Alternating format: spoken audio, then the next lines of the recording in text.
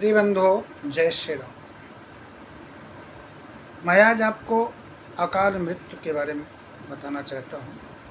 अकाल मृत्यु किसे कहते हैं, बहुत ध्यान से सुनो। मृत्यु एक दुखद समाचार है, लेकिन उसमें भी अकाल मृत्यु की खबर अगर आपको मिले, सूचना मिले, तो व्यक्ति पूरा हिल जाता है।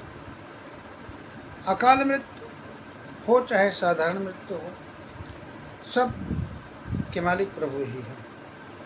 वही जो चाहते हैं वही होता है, जो नहीं चाहते हैं वो नहीं होता है। जो विधना ने लिख दिया, छठी रात की यंत्र, राई घटे न तिल बढ़े, रह रहो जीवन संग। प्रभु ने जो लिख दिया है, मनुष्य के जीवन से पहले ब्रह्मा जी जब उसका भाग्य लिखते हैं तो 6 दिन तक उस पर बहुत गहन विचार किया जाता है।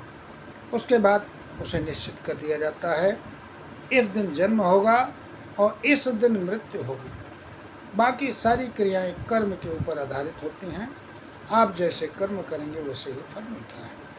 अब आप अकाल मृत्यु के बारे में जानें। जय श्री राम, राधे राधे। अकाल मृत्यु के कई प्रकार हैं।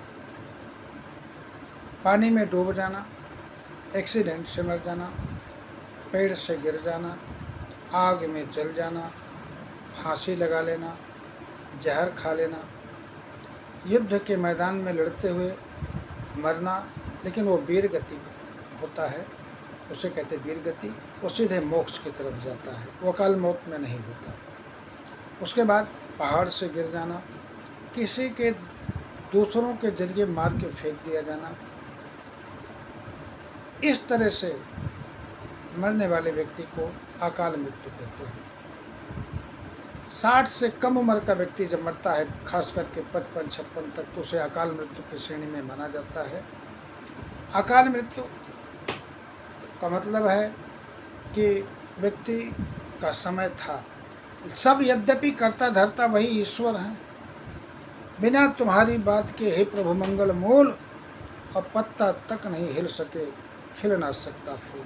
राधे राधे। हर इच्छा जैसी होती वैसे सब कुछ होता है, लेकिन फिर भी आप अकाल मृत्यु के बारे में जानें। अकाल मृत्यु शरीर नष्ट हो जाता है और समय से पहले मृत्यु हो जाती है। आत्मा की गति जो है, ना नरक को जाती है, ना स्वर्ग को जाती है, ना मोक्ष को जाती है।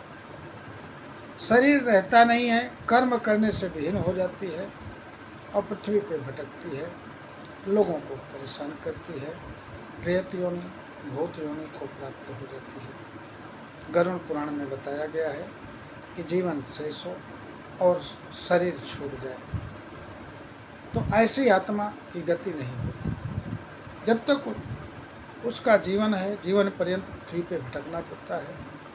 जो अकाल मृत्यु मरता है, 1000 वर्ष के लिए प्रेत योनि में जाता है। ना उसको भोजन मिलता है, ना जल मिलता है। वो कहीं सरोवर में अगर पानी पीना चाहे तो पानी में कीड़े हो जाते हैं, फल खाना चाहे तो फल एकदम खराब हो जाता है, कीड़े युक्त हो जाता है, ग्रहण करने योग्य नहीं होता है। इसलिए जो प्रेत आत्माएं होती हैं वो भूत है, प्रेत है, पिशाच है, फेतकार है, ब्रह्म राक्षस है, ब्रह्म बैताल है, रिया बैताल है, इस तरह की बहुत सारी योनियों में वो भ्रमण करती रहती हैं। जब उनको भूख लगती है, कुछ खाने का मन होता है, तो किसी व्यक्ति पे सवार हो जाती है।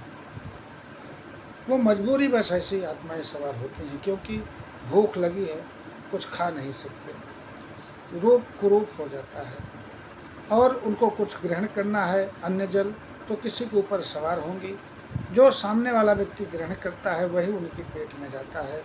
जब वो किसी पे सवार हो जाती हैं तो लोग कहते हैं इसको भूत पकड़ लिया है, प्रेत इसमें समा गया है, बहुत भोजन करता है, और यही कारण ये होता है। ऐसी आत्माओं की गति के लिए पिंडदान कराया जाता है। उनका विशेष क्रिया करनी चाहिए। 16 पिंडदान, 3 प्रकार से पिंडदान होते हैं। 16 पिंडदान 10 दिन से पहले मलिन पिंडदान है। शादीशुदा मरा तो 5 पिंड, कुंवारा मरा तो, अविवाहित मरा तो 3 पिंड। 11 दिन तक लगातार पिंड दिया जाता है। 11, 5, 16 ये मलिन पिंडदान होता है। उसके बाद मध्यम पिंडदान होता है, फिर उत्तम पिंडदान होता है जो त्रिपिंडी पे होता है।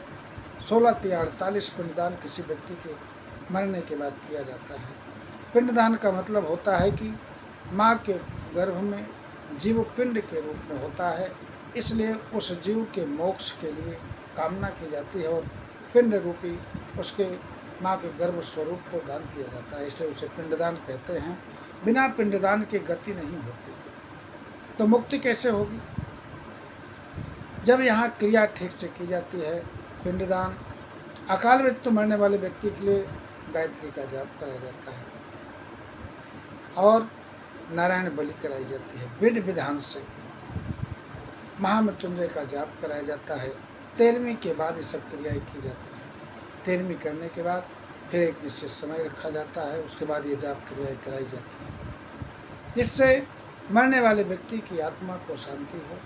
भगवान विष्णु ने गरुड़ जी से कहा कि हे गरुड़ जी, जो प्रेत योनि में जाते हैं उनकी क्रिया सिर्फ नारायण बलि ही करानी चाहिए। ऐसे कई उदाहरण हैं।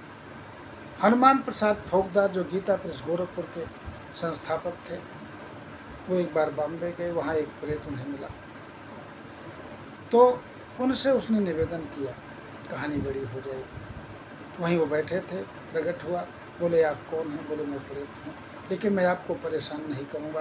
प्रणाम किया, बोला मेरे लिए आप नारायण बलि करा दें, जिससे मेरी आत्मा को शांति मिल जाए। और वो बताया कि आपके एक मित्र मर गए हैं, वो भी उड़ीसा के जंगलों में प्रेत बन गए हैं। तो उन्होंने कहा उनको कल लेके आना। उनके मित्र प्रकट हुए, उस प्रेत के साथ आए और उनसे वार्ता हुई। उन्होंने पूछा ऐसा क्यों हुआ? तब उन्होंने कहा कि जहाँ पे गोरक्षा पीठ है उसके बगल में प्रिंटिंग प्रेस है, जिसको गोरखपुर प्रिंटिंग प्रेस कहते हैं, गीता प्रेस प्रिंटिंग प्रेस है। गीता प्रिंटिंग प्रेस है जो रामायण की रचना करते हैं, बहुत ग्रंथ निकालते हैं।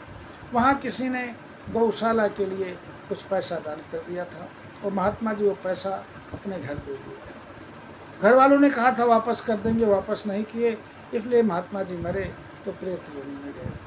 तब हनुमान प्रसाद पोद्दार गीता प्रेस गोरखपुर के संस्थापक ने उनके लिए नारायण बलि कराई और दोनों प्रकट हुए और वहीं से वो गया जगन्नाथ जी में कराया था, वहीं से वो मोक्ष को प्राप्त हुए। तो इसलिए अकाल मृत्यु की गणना को जानना चाहिए।